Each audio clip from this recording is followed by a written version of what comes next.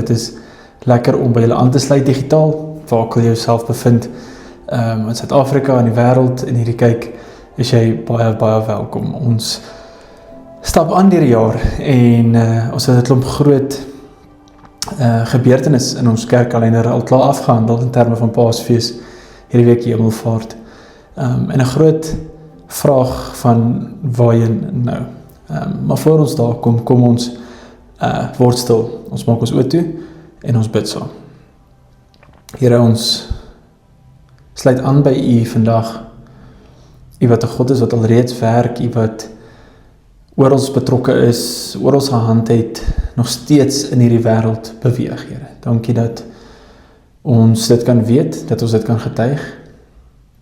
Here, waar ons vanmôre net weer eens lees oor hoe kragtig U is en hoe U kyk na U kinders, Here, dan word ons amper in skaamte stil wanneer ons regtig partykeer twyfel.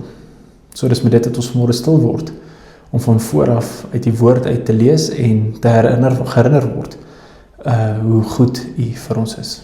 Amen. Dis met dit wat ek julle dan nou kan verwelkom, met die seën van die Here, wat ook hier teenwoordig is. Daar waar jy is, waar jy na die boodskap luister, mag die Here jou daar ontmoet in hierdie oomblik. Ongeag waar jy vandag is in jou geloofreis, een ding wat ek vir jou wil sê is, ek wil hê jy moet 'n groot geloof hê, wat nie wankel nie. Nie 'n geloof in 'n idee-vorm nie, maar 'n geloof in God soos Jesus hom vir ons kom wys het. Want dit is hierdie geloof wat jou dra as die lewe gebeur, as die dinge wat jy nie beplan het nie plaasvind, as jy in omstandighede beland wat jy nie gekies het nie. En dit is 'n geloof wat elke besluit in elke seisoen van jou lewe sal raak. Tim Keller is 'n Amerikaanse teoloog, skrywer, wat jarelank in New York mense in lyding begelei het. Hy en sy vrou Kathy het uiteindelik tot die slotsom gekom dat lyding die sentrale vraag is in elke mens se geloofsreis. In sy boek Walking with God Through Pain and Suffering skryf hy die volgende: At the heart of why people disbelieve and believe in God, of why people decline and grow in character, of how God becomes less real and more real to us, is suffering. Die hart van hoekom ons glo of nie glo nie, die hart van hoekom mense afwaarts groei of opwaarts groei in karakter en God vir hulle werklik of nie werklik word nie, is in swaar kry. Dis wat Tim Keller skryf. Met ander woorde, lyding is nie die vyand van geloof nie. Dit is dikwels die plek waar geloof of sterf of dieper wortel skiet. Dieper as ooit tevore. Keller gaan verder in die boek en hy sê iets wat by my bygebly het en daarom dat ek onthou het toe ek die preek skryf aan hierdie gedagte was, hy het gesê, when believers handle suffering rightly, we are showing the world something of the greatness of God, and perhaps nothing else can reveal him to people in quite the same way. En ons sal later sien hoe dit presies in Handelinge 16 gebeur. Maar eers nog 'n laag. Ene wat nie noodwendig altyd in preke genoem word nie, is die wetenskap. Nou, navorsers in kognitiewe gedragsterapie en neurowetenskap, iets wat ek regtig baie graag oorlees, het gevind dat dankbaarheid en lofprysing op 'n neurologiese vlak die amygdala beïnvloed, die deel van jou brein wat ons angsreaksies reguleer. Op 'n psigologiese vlak kondisioneer dit die brein om negatiewe gedagtes te filter en op positiewe gedagtes te fokus. So anderster gestel. As jy kies om te prys te midde van die pyn, verander dit letterlik wat in jou brein gebeur. Die angs se greep begin los, nie omdat die omstandighede verander het nie, maar omdat jy 'n besluit gemaak het oor waar jou fokus gaan lê. Nou, ek wil net gou so stop met 'n storie uit my eie lewe uit, en praat nie noodwendig altyd oor iets soos die Ironman nie, maar ek het dit eerstehands beleef in 2016, toe ek my eerste Ironman gedoen het. Het 'n mentor van my, 'n geestelike mentor van my, en mentor in 'n oefening vir my daai tyd, die volgende vertel. Hy was 'n geestelike anker vir my, en die aand voor die wedloop het ons gestaan en so uit die see uitgekyk waar ons die volgende dag sou ingeswem het. En hy het een ding vir my gesê, hy het gesê, onthou dat die sterkste emosie geluk is. Die sterkste emosie is om bly te wees. Want kyk wat gebeur binne jou as jy glimlag. As jy iets geniet, as jy jouself toelaat om bly te wees, midde in wat ook al kom, sal daar iets met jou gebeur. En toe haal hy die volgende vers uit Nehemia 8 uit aan. Hy sê, en ek gaan in Engels sê, the joy of the Lord is my strength. En hy het gesê, wanneer jy deur die donker dieptes gaan in terme van die resies, wat sal kom in Eysterman, dan onthou die volgende woorde, the joy of the Lord is your strength. En dit het my mantra geword, nie net vir die Eysterman nie, maar vir my lewe. En ek het dit onlangs met iemand gedeel, wat op so 'n reis, fisiese reis en geestelike reis is. En dit is presies wat die wetenskap nou kom bewys, en dit is presies wat Paulus en Silas in die tronk gedoen het. Hulle het gekies om bly te wees. Nie omdat die omstandighede dit regverdig het nie, definitief nie, ons gaan nou iets hiervan lees, maar omdat die blydskap van die Here hulle sterkte geword het, hulle krag geword het. So hier praat ons oor die ketTINGs wat ons as mense vashou, maar meer fisies hier in terme van Paulus. En ek wil begin by vers 16 van Handelinge. En terwyl ons so, julle kan die teks aan my volg, terwyl ons so na die plek van gebed toe gaan het, en is Paulus wat hier skryf, het 'n slavin ons te nagekom. Sy was in besit van 'n waarsê gees. En dit het haar meester, want sy was 'n slaaf, groot wins deur waarsêery besorg. Sy het Paulus en ons agteraan gegaan en uitgeroep, hierdie manne is dienaars van die Allerhoogste God, wat aan julle die weg van die redding verkondig. En dit het sy baie dae lank gedoen en agteraan gestep. En Paulus het daarom ontstel, het kwaad geword, ek dink ook geïrriteerd geword, en hom uit omgedraai en teen die gees gesê, ek beveel jou in die naam van Jesus Christus om uit daar uit te gaan. En dit het op daardie oomblik gebeur. Paulus het die regte ding gedoen, hy bevry 'n vrou wat vasgevang was, en wat kry hy daarvoor? Toe haar meester, die slavin se meester sien, dat hulle hoop op wins verdwyn het, die geld maak uit die kommersiële waarde wat hulle uit daar uitkry, het hulle Paulus en Silas gegryp en na die owerstes toe gebring, na die wetgeleerders, die hof. Die skare het saam teen hulle opgestaan en die owerstes het hulle klere laat afruk en beveel dat hulle met stokke geslaan word. Nadat hulle baie geslaan het hulle in die gevangenis gegooi. En die tronkbewaarder beveel om hulle goed te bewaak. En hy het hulle in die binneste sel gegooi en hulle voete in 'n blok gesluit. 19 tot 24. Hier moet ons net gou vir 'n oomblik stil staan. Want hierdie gedeelte stel 'n teologiese vraag wat baie van ons nooit hardop vra nie, maar wat baie mense saamleef. Die vraag is, as God dan in beheer is, hoekom lyk dit nie so nie? Hoekom voel dit nie so nie? Keller wys iets wat ons dikwels mis. Ons dra 'n diep aanname saam met ons dat gehoorsaamheid aan God 'n soort beskerming verdien. Dat ons as ons reg leef, die pad reg moet loop. En dit is nie 'n Bybelse aanname, dit is 'n kulturele aanname. En dit is 'n gevaarlike een, want as die pyn kom, trek ons die verkeerde gevolgtrekking. Dat God of weg is, of dat ons iets verkeerd gedoen het, om dit te verdien. Maar kyk net gou vinnig na hierdie teksgedeelte, net hierdie eerste gedeelte. Paulus en Silas se lyding spruit uit gehoorsaamheid. Nie ongehoorsaamheid nie. Dit spruit uit doen wat God in die Here van hulle gevra het. Hulle het 'n vrou bevry.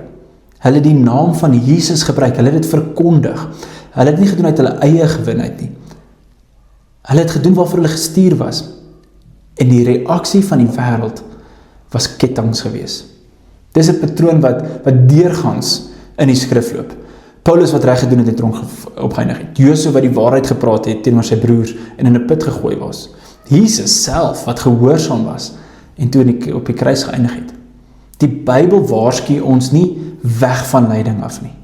Hoor mooi, dit lei ons deur lyding. Dit lei ons deur lyding. En dan is daar nog iets in hierdie verse wat ons nie moet verbylees nie. Die teks sê hulle was in die binneste sel gegooi. Hulle voete is in 'n blok gesluit. Dis nie 'n gewone aanhouding nie, dit is maksimum beveiliging. Die tronkbewaarder wil seker maak dat hulle kom nie uit nie. Vanuit 'n menslike oogpunt, wanneer jy hierdie lees en tot hier lees, is die deure toe, die kettinge is vas en is 'n bitterlang donker nag. Maar God werk nie uit 'n menslike oogpunt uit nie. Hy werk nie van ons wêreld na binne kyk nie. Maar God werk uit 'n ander oogpunt, uit 'n goddelike oogpunt uit. En die tronkbewaarder het nog nie geweet dat die mens in sy sorg besig is om sy eie lewe te verander nie. En dan in hierdie middernag gebeur daar iets. Vers 25. Maar omtrent middernag het Paulus en Silas gebid en lofliedere tot eer van God gesing. En die gevangenes het dit gehoor. Een vers. Maar hierdie vers is die hart van die hele verhaal. En as ons hierby verbyloop, mis ons alles. Die Griekse woord wat hier gebruik word is vir lofliedere is hymno. Dit beteken 'n psalm sing, 'n hymn soos dit in Engels is, maar met 'n spesifieke konnotasie van openbare doelbewuste lofprysing. Dit is nie 'n sagte fluister in die donker nie, dit is 'n bewuste, hoorbare daad van aanbidding vir God in die middernag. Nie die oggend wanneer daar weer hoop is en 'n nuwe dag is nie. Nie na die aardbewing wanneer die deure oopgegaan het nie. Nou gee ek iets weg van wat kom, maar middernag in die donkerste uur, die uur wanneer die liggaam moeg is, die pyn skerp is en die twyfel die hardste praat. Maar hier moet ons iets verstaan oor die teologie van aanbidding. En dit is so 'n stukkie wat ek dit wil insit. Aanbidding is in sy diepste wese nie 'n emosie nie, maar 'n verklaring. Dit is nie emosie nie, dit is 'n verklaring. En as Paulus en Silas sing, verklaar hulle iets oor die kragtige God ten midde van omstandighede wat die teenoorgestelde wil beweer. Die ketting sê God is afwesig en die aanbidding sê God is hier. Die tronk sê jy is vergeet en die lied sê maar God ken ons, hy is hier teenwoordig. En Keller skryf hieroor.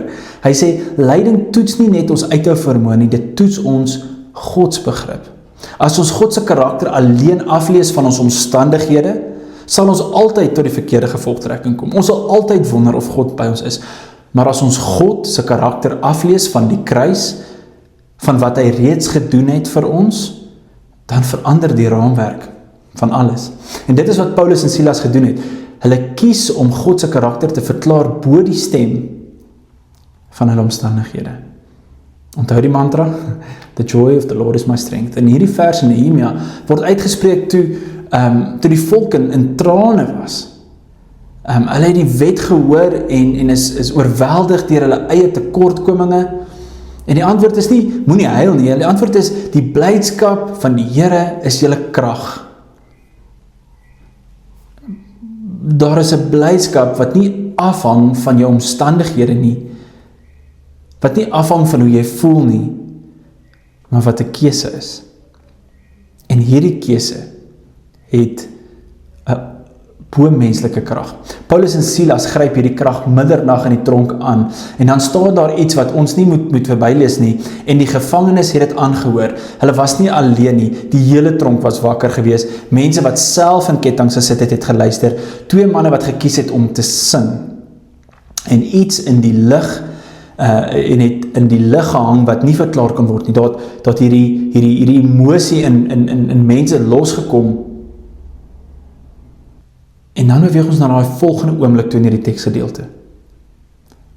In vers 26, en skielik was daar 'n groot aardbewing, sodat die fondamente van die gevangenis geskit het, die tronk se fondasie het gekraak, en dadelik het al die deure oopgegaan, en almal se boeye het losgegaan. Die aardbewing kom, die kettinge breek, die deure gaan oop. En hier verwag ons dat die verhaal verby is. Paulus en Silas is vry, God het ingegryp, happy ending. Maar dan is dit so halwe plot twist, waar Paulus nie weghardloop nie. En dis ek een van die merkwaardigste oomblikke in die hele boek van Handelinge.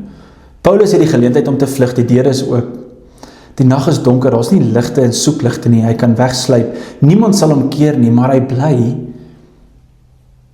En nie net hy nie, maar al die gevangenes. Hoekom? Omdat Paulus verstaan het dat die aardbewing nie die punt was nie. Ons het 'n paar weke teruggeleer en gelees van Elia wat by die grot gestaan het en God het verbygekom, wel daar was die wind en die vuur en die aardbewing, maar God was nie in dit nie, hy was in die stilte gewees. Hier sien ons iets van dit wat die aardbewing was 'n middel, en die middel het 'n bestemming, die man met die swaard. Nou, ons het nog nie baie gelees van hom nie, maar die tronkbewaarder het wakker geword, vers 27, en toe hy sien dat die gevangenisdeur oopgaan, het hy sy swaard getrek en wou homself doodsteek, want hy het gedink die gevangenes het ontsnap. Maar Paulus het die harde stem uitgeroep, hy selfde stem wat hy mee gehoorship het, nou, moenie jouself iets aandoen nie, ons almal is hier, pikdonker, kerse dood, ons is hier. Nou in die Romeinse wêreld, met konteks te gee hierso, was die straf vir 'n tronkbewaarder as hy die gevangenis verloor het of ontsnap het, is die dood. So die man gryp na sy swaard uit moedeloosheid uit en uit wanhoop uit. Hy's 'n man wat dink sy lewe is verby en hy staan op hierdie rand. En in daardie oomblik dat Paulus se stem in die donker klink, klink soos 'n klip hardop en sê, moenie jouself iets aandoen nie, ons is almal hier. Nou dink net gou weer eens jouself in, Paulus se rug is oopgeslaan, die wonde bloei, met adrenalien van die aardbewing in sy lyf, met vryheid voor hom om te kan ontsnap, draai hy na 'n man wat hom laat slaan en in die tronk gestuur het, en hy sê, moenie jouself doodmaak, hy red as te ware sy lewe indirek. Dit is nie natuurlik nie, dit kom nie natuurlik nie, ek dink nie dit is net ons as mense normale reaksie nie, dit is 'n bonatuurlike oomblik van God wat ingryp, en dit is die vrug van aanbidding wat reeds in die siel begin werk het, 'n man wat gekies het om God te vertrou bo sy omstandighede, en nou die ruimte in sy hart het, om sy vyand lief te hê. Toe het hy 'n lig gevra en ingestap en voor Paulus en Silas neergeval en gevra, meneere, wat moet ek doen om gered te word? Hy sê toe vir hom, glo in die Here Jesus en jy sal gered wees, gered word, jy en jou hele gesin, nie net jy nie, nie net jy wat hierdie gesien het nie, nie net jy wat hierdie ervaar het nie, maar jou hele gesin. En hier is die klimaks van die hele verhaal, nie die aardbewing nie, hierdie vraag. En let op hoe hy vra, hy val neer, die man wat nie meer staande kan bly in sy eie krag nie. Hy het gesien wat hy nie kan verklaar nie. 2 manne wat moes vlug, wat gebly het. 2 manne wat rede gehad het om te haat en dan om te red. En nou wil hy weet, wat het julle wat ek nie het nie? En hulle het die woord van die Here tot hom gespreek en tot almal wat in die huis was, en hy het hulle in hulle uur van die nag saamgeneem en het hulle wonde gewas. En hy is onmiddellik gedoop, hy en al sy mense, en hy het hulle na sy huis gebring, en vir hulle maaltyd voorberei, en hy was bly, omdat hy tot geloof in God gekom het, hy en sy hele huisgesin. Die man wat hulle wonde veroorsaak het, is nou die man wat die wonde was, die man wat hulle in kettinge gesit het, sit nou aan tafel. Keller skryf verder hieroor, hy sê, God gebruik ons gebondenheid, nie net vir ons eie vorming nie, maar as 'n venster, sodat ander God kan sien. Ware geloof in lyding is nie stil nie, dit is sigbaar. Dit het 'n uitwerking op mense rondom jou, wat geen argument, geen debat, geen redenasie kan hê nie. Die tronkbewaarder het nie 'n teologiese betoog gehoor nie, hy het iets gesien, en 2 manne gesien wat moes vlug en gebly het, en dit het hom op sy knie gebring. Andy Stanley, sy gedagte van die begin wat volledig hier uitspeel, ek het iets oor nou gesê, is 'n geloof in God soos Jesus hom geopenbaar het. 'n Geloof in God soos wat Jesus hom geopenbaar het. En dis wat ek vir ons almal, vir jou, vir my afbid. 'n Geloof wat elke besluit en elke seisoen raak. 'n man sy lewe en sy hele huisgesin se ewigheid verander. Die wetenskap sê die keuse om te fokus op lofprysing verander die brein. Keller sê dit verander ook die mense rondom jou. En die Bybel wys ons dit altyd so gewerk. Ek wil julle huis toe stuur met 1 punt. Aanbidding in die donker is nie die ontkenning van jou pyn nie. Dit is 'n daad van vertroue wat vir God ruimte gee om te werk op 'n manier wat jy nooit kon beplan het nie. Die kettinge in jou lewe hoef nie die laaste woord te wees nie. Maar dit begin nie met 'n aardbewing nie, dit begin met 'n keuse om te sing waar niemand dit verwag nie. En miskien is die grootste wonder van hierdie verhaal nie dat Paulus en Silas vrygemaak is nie, of vry geraak het nie.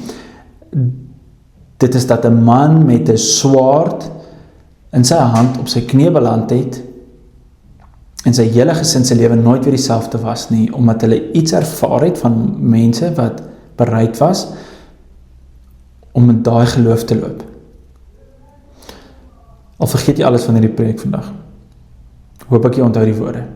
The joy of the Lord is my strength. En wat ook al die tronk is, wat in jou lewe is, wat ook al die tronk is, wat jou vashou, the joy of the Lord is my strength. En daai krag kan die grootste, toegesluitste wêreld oopbreek. Kom ons bid saam. Hemelse Vader, ons wil nie stil bly nie. Ons wil hoor en dan wil ons sing. Ons wil hê ons lewe moet 'n psalm wees wat getuig van die grootheid, van die liefde, van die krag. En maak nie saak waar en wat se tronk ons onsself bevind in hierdie wêreld nie, Here, U kan dit breek, U breek dit af, U breek dit oop. U bevry ons, maar nie net vir ons nie, U bevry ook ander mense wat na ons kyk. En U bevry hulle daarmee saam. Dankie dat ons die geleentheid het om ons ambassadeurs van U naam groot te maak, die vorm van sin, die vorm van optree, die vorm van lief hê. Mag ons dit elke dag ervaar. Ons wat die kruisiging gesien het, ons wat die opvaar van U na die hemel gesien het, mag ons anders leef, mag ons anders sing. Amen.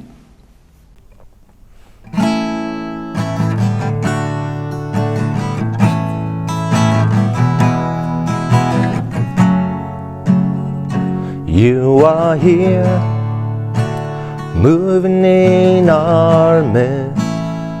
I worship you, I worship you. You are here, working in this place. I worship you, I worship you. You are here, moving in our midst. I worship you, I worship you. You are here, working in this place. I worship you, I worship you. 'Cause you are Waymaker, miracle worker, promise keeper, light in the darkness. My God, that is who you are.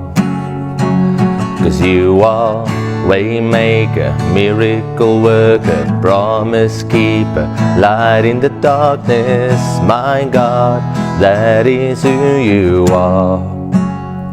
He is here om ons aan te raak. Heer, wie is wil ons aanbid. Hy is hier om ons te genees. Heer, wie is wil ons aanbid. Hy is hier om ons nie te maak. Heer, wie is wil ons aanbid. U is hier om te troos wie treur. Heer, wie is wil ons aanbid. Want U is wegmaker, wonderbewerker, waarheidmaker, lig in die donker. My God, dit is wie U is. Want U is wegmaker, wonderbewerker, waarheidmaker, lig in die donker. My God, dit is wie U is. Even when I don't see it, you're working. Even when I don't feel it, you're working. You never stop working. You never stop working. Even when I don't see it, you're working. Even when I don't feel it, you're working. You never stop working. You never stop working. Waymaker, miracle worker, promise keeper, light in the darkness. My God, that is who You are. 'Cause You are waymaker, miracle worker, promise keeper, light in the darkness. My God, that is who You are. 'Cause You are waymaker, miracle worker, promise keeper, light in the darkness. My God, that is who You are. 'Cause You are waymaker, miracle worker, promise keeper, light in the darkness. My God, that is who You are.